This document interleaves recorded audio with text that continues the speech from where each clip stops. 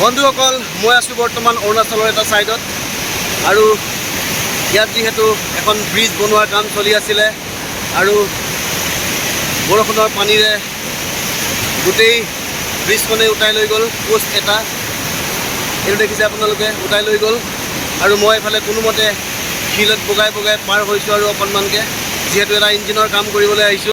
এই শিলকেইটা দেখিছে আপোনালোকে, শিলকেইটাৰ ওপৰেদি কোনোমতে বগাই বগাই পাৰ হ'বলৈ চেষ্টা কৰি আছোঁ।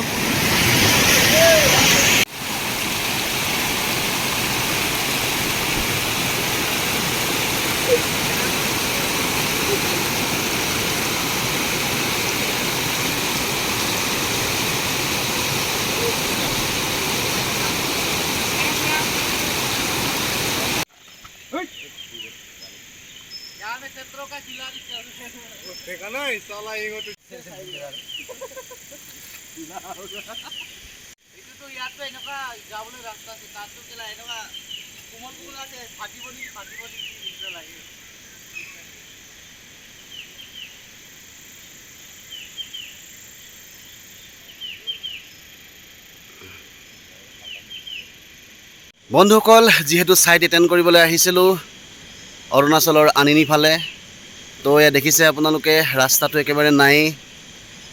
এয়া দেখিছে য'ত নেকি গাড়ী মটৰৰ একো সুবিধা নাই, কাষ্টমাৰে কিছুমান জেগাত অনা নিয়া কৰিব লগা হয়। চ' কাষ্টমাৰ থ্ৰু আমি আহিছিলোঁ আৰু এতিয়া ছাইটটো কেনেকৈ এটেণ্ড কৰিম এনেকুৱা ৰাস্তাত, আৰু ৰাস্তাটো বনাবলৈ কিজানি কমচে কম 1 মাহ ওপৰ লাগি যাব পাৰে। চ' বন্ধুসকল, আমি এনেকুৱা ভয়ংকৰ জেগাটো কেতিয়াবা যাব লগা হয়। বন্ধুসকল চাওক আপোনালোকে কিমান ৰিস্ক লৈ এই পাহুৱাল ডেকাকেইজন পাৰ হৈছে। বাইচান্স যদি ইহঁতৰ ভৰি পিছল খাই যায় তেনেহ'লে তলৰ একেবাৰে নদীত পৰিবগৈ। চ' দেখিছে আপোনালোকে,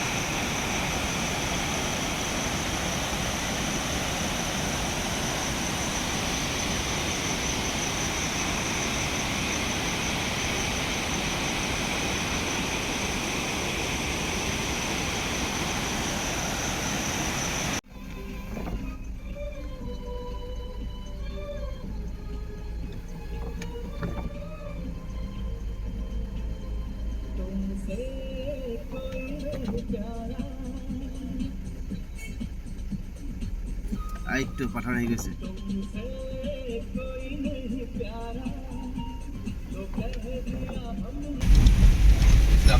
रोड भी बुकना है बोल रहा था, रोड तो अभी टाइम नहीं है, तेल नहीं है बोलता, तेल बुकना है, गाड़ी भी खराब है।